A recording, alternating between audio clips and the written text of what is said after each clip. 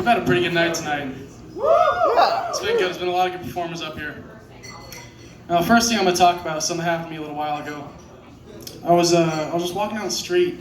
This guy said something to me, and I don't know.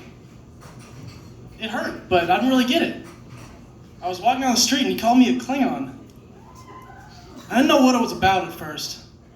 When I went home, I realized my forehead looks like an iron nutsack. And I realized that Klingons on the TV show also have a forehead that looks like it should be in a retirement home. So that's kind of a wake-up call for me. Also, on this forehead, one of the perks is I can use it as a washboard. But I mean, I don't have the work ethic to wash any of my clothes. I wish I did. I wish I had a good work ethic. But I just know for a fact that I would never have as good as a work ethic as my own dick.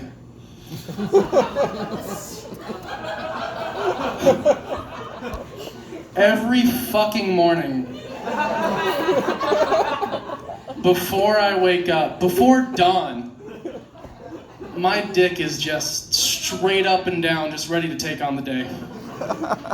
It's like goes to military school and hears the trumpets, just God bless this country! This is just ready, and it's really sad too. It's really sad because, I mean, I want to be a good person, but every morning I just gotta look down and say, hey man, I got shit to do. You can't be out like this. So every fucking morning, I gotta beat my own dick.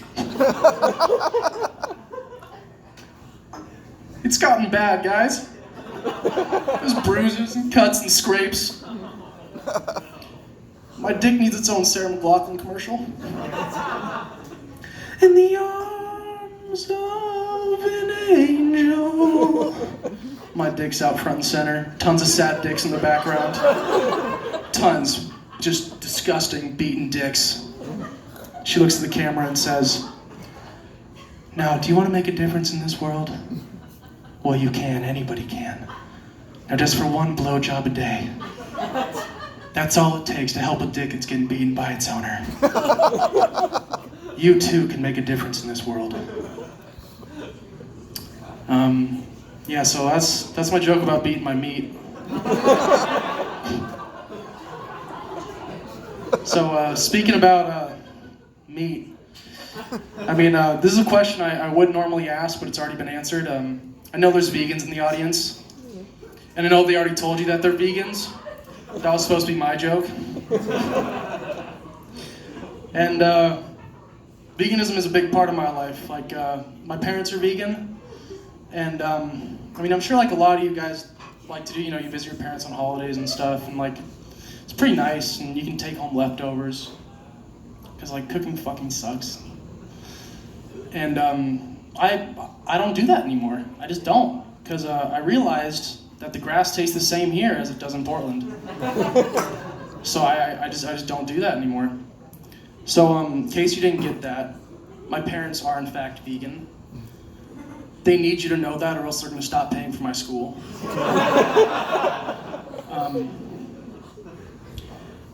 Yeah, so my parents are vegan, but I don't think they really like being vegan, honestly. I think they miss like the little things.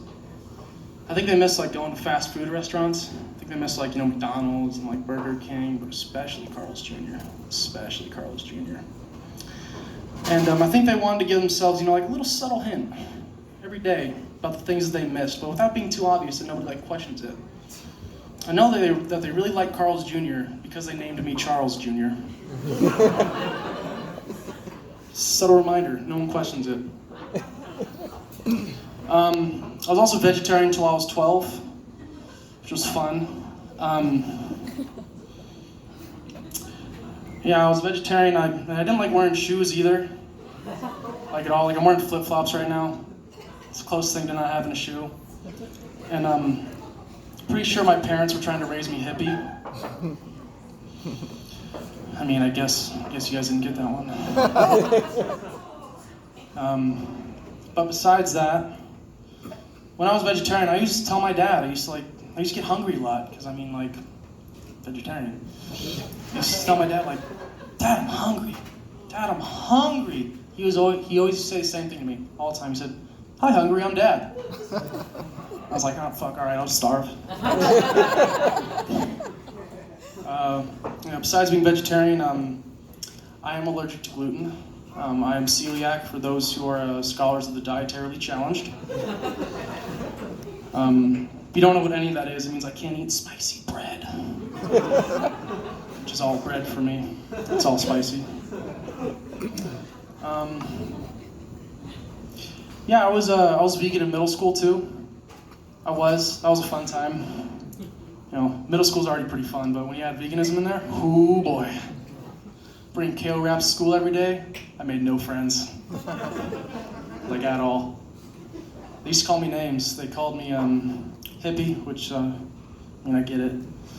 They used to call me kale boy. They used to call me baby carrot dick too. I don't know how they got that one. It's probably at time of recess when I got pantsed. But the one that hurt the most because it was true, I got called vegan kid. Like with little stank on it, like fucking vegan kid. That one hurt. That one really hurt.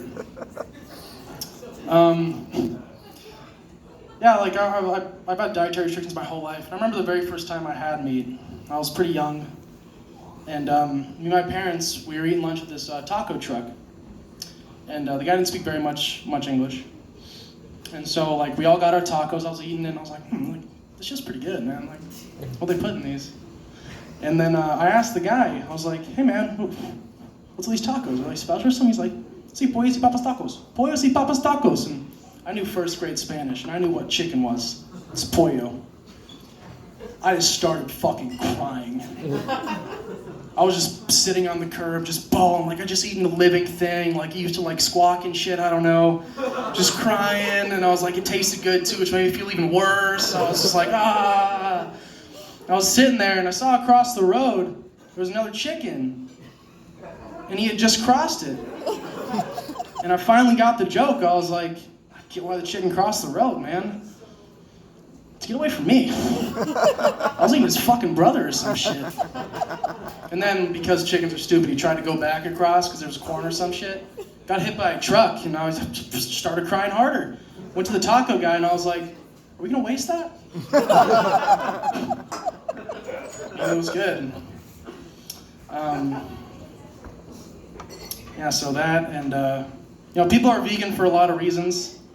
A lot of people are vegan because they don't like being cruel to animals. Because apparently, like, you have to be cruel to animals to make meat. I never had to do it, so I don't know. But I personally don't get that. I really don't. Because, I feel like the thing vegans are really trying to do is, like, just stop cruelty.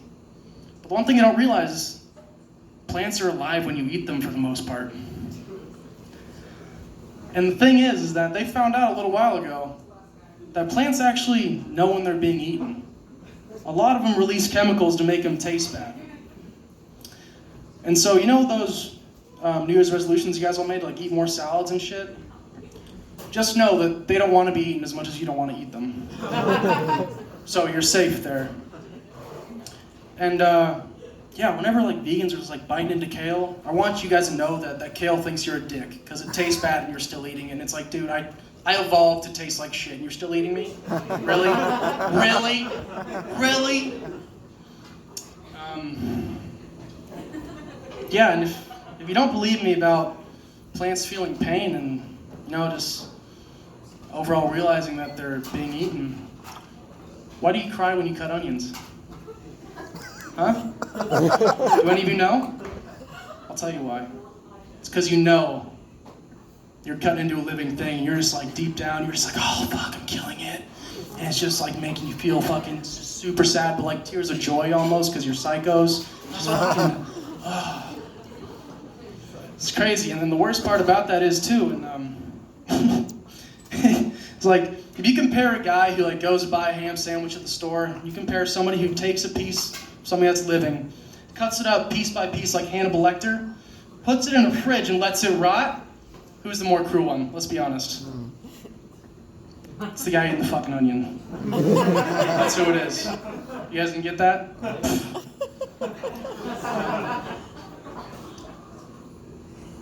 Yeah. I mean, I really do think that the true motto of vegans is to like stop cruelty everywhere. And I think the first step there is to just stop telling us you're vegan. So, I mean, like, it's fucking cruel to us. Like, we hear it all the time. We get it. You have regular bowel movements. It's ridiculous. Yeah, I mean, if you're really trying to embrace the true vegan, like having no cruelty fucking anywhere, you can't even drink water. You really can't. You know what that is? It's where fish live, you asshole. Every glass of water you drink is another glass of water Nemo can't live in. You see, I'm personalizing it for you to make you feel something. It's ridiculous. And in light of this information, I'm starting a foundation. It's called the Homeless Fish Foundation. Donations are in that tip bucket right there if you just want to throw some in to help me stop vegans. All right. So this is going to be my last joke. And it's going to get a bit sad. It's a personal thing. And I just like saying this at the end of my sets. It's about the first time I started being vegan. I'm not anymore, but this is about the first time when I started doing it. I was about 12 years old, and my dad at the time had just found out that he had cancer. And in light of the news, he started going vegan. And to support him, you know, I wanted to really support him, so I went vegan. I remember I went to him while he was laying down, and I held his hand, held it real tight, and he just looked sick and tired. And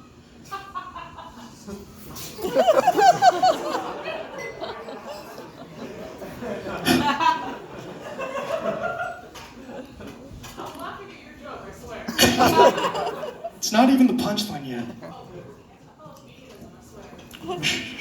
It's all good. It's all good. But yeah, I was just holding his hand and looking him right in the eye. I said, Dad, I'm gonna go vegan. I'm gonna go vegan for you. I'm vegan, Dad. I'm vegan. And he just looked up at me with such a tender smile and a tear in his eye and said, "Hi, vegan. I'm Dad."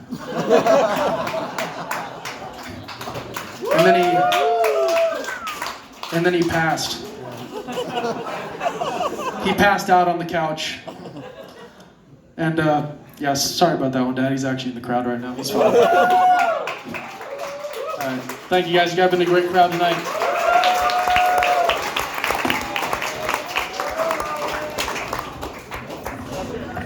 All right, everybody, that's been our show. Thank you so much for coming. Another round of applause.